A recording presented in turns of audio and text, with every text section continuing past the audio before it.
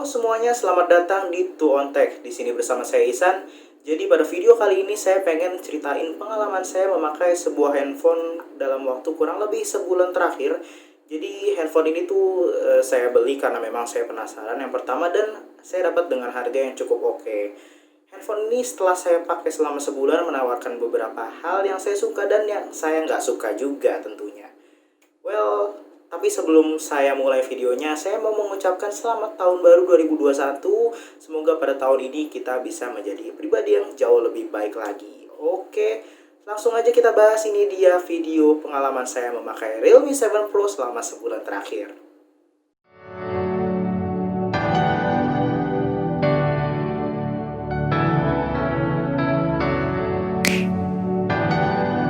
Oke, langsung aja kita bahas dari desainnya. Jujur sebenarnya saya nggak bisa berkomentar banyak soal desainnya karena memang dibilang bagus ya enggak, dibilang jelek ya enggak. Lebih tepatnya bisa dibilang krisis identitas karena memang HP-HP yang keluar tahun 2020 hampir semua desainnya kayak gini. Jelek ya enggak sih, cuman ya membosankan aja kalau HP tuh desainnya sama aja.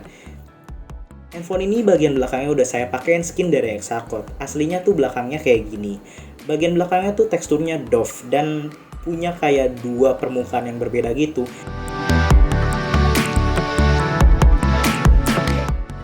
Ya, seperti yang saya bilang tadi, ponsel ini dibekali baterai sebesar 4500 mAh yang ternyata bisa diajak untuk beraktivitas seharian. Well, enggak juga. Untuk pemakaian saya yang ya paling sosmed sama sedikit YouTube, handphone ini tuh bisa mencapai screen on time 7,5 sampai 8,5 jam, which is awet. Dan kalau saya pakai ngegame sedikit lagi, ya ngegame lumayan lah. Handphone ini tuh screen on time-nya cuma bisa dapat 6 jam. Sebenarnya 6 jam itu udah lumayan oke, tapi memang rivalnya lebih gila lagi baterainya.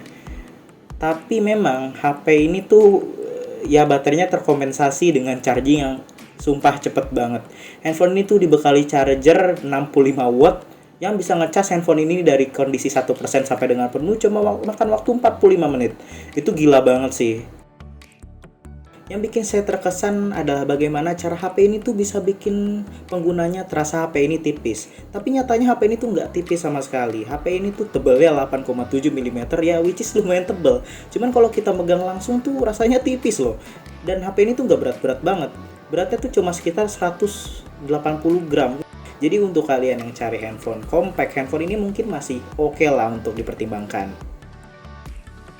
Di bagian depannya, handphone ini pakai kaca Corning Gorilla Glass 3 Plus di mana ya seharusnya udah oke lah.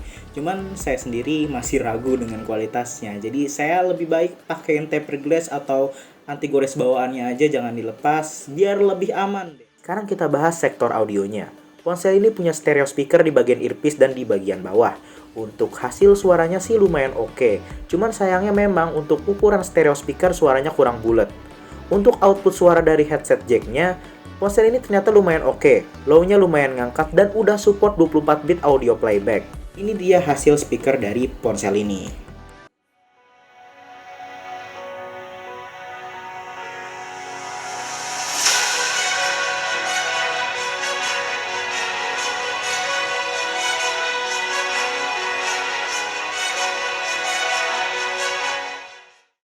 Sekarang kita ke bagian yang paling nanggung dari ponsel ini, yaitu layarnya.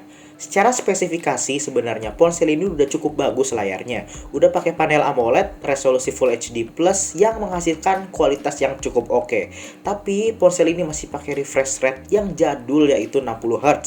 Dimana ini adalah sebuah downgrade dari seri sebelumnya, dimana seri sebelumnya si Realme 6 Pro udah pakai refresh rate 90 Hz.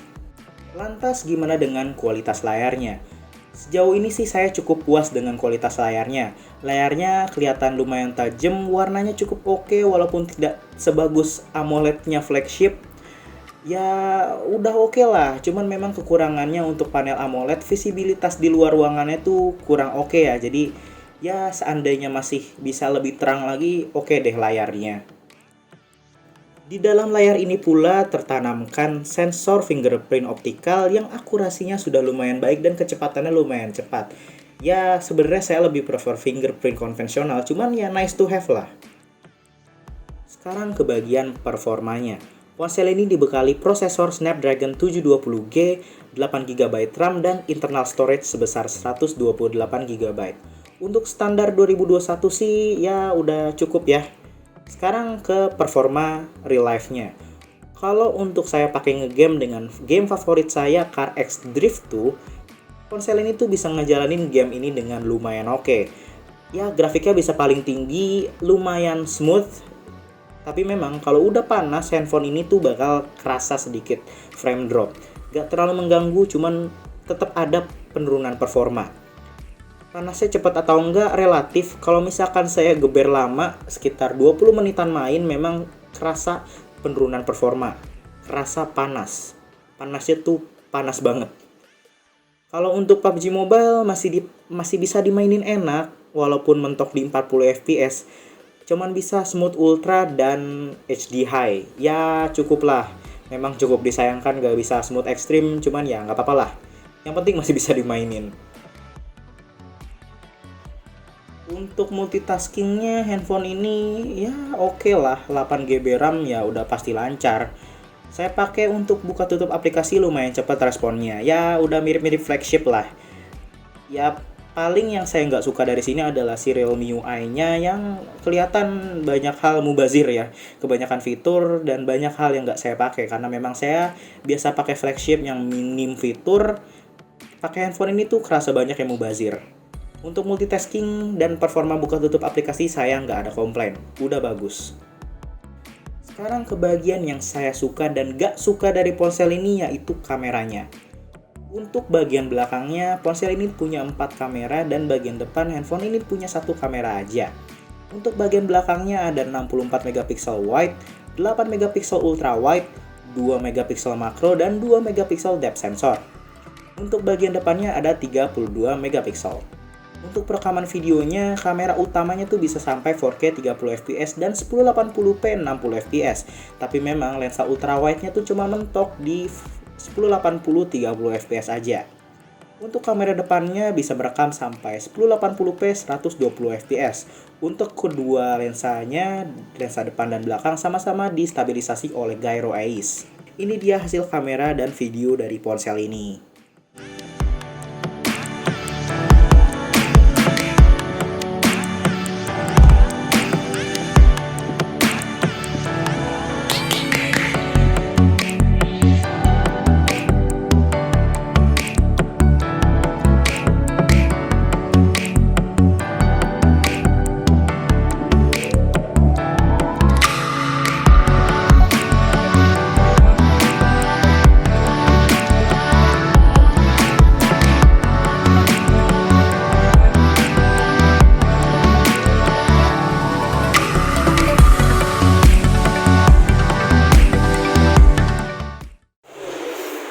Ya, bisa kita lihat bareng-bareng di sini kalau hasil video dari ponsel itu sedikit kecil framenya. Jadi si stabilisasi dari ponsel ini memakan 20% frame buat ngestabilisasi pixel dari ponsel ini karena memang ponsel ini ngestabilin hasil videonya dengan bantuan software.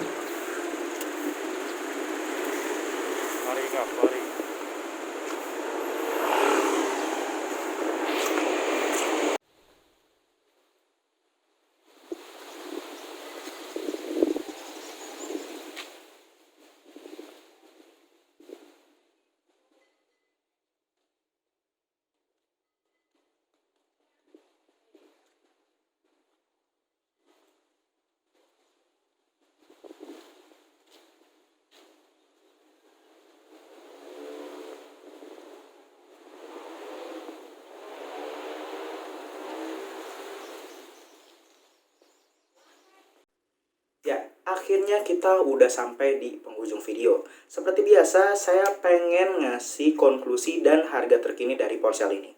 Untuk kesimpulannya, handphone ini tuh cocok untuk kamu yang gemar bermultimedia karena handphone ini udah dibekali panel AMOLED. Performanya lumayan oke, ngecasnya cepet banget, baterainya juga ya nggak boros. Dan handphone ini punya desain yang cukup oke di harganya. Nah, tapi kalau kamu cari handphone yang sudah punya refresh rate tinggi, langsung coret handphone ini karena handphone ini masih 60 Hz. Untuk harga terkini, ponsel ini dijual dari harga 4,1 juta sampai dengan 4,6 juta. Ya, harga segitu memang sedikit lebih mahal daripada pesaingnya, cuman handphone ini menawarkan panel AMOLED di mana rivalnya nggak punya sama sekali. Oke, mungkin itu aja yang bisa saya sampaikan di video kali ini. Terima kasih sudah menonton. Terima kasih.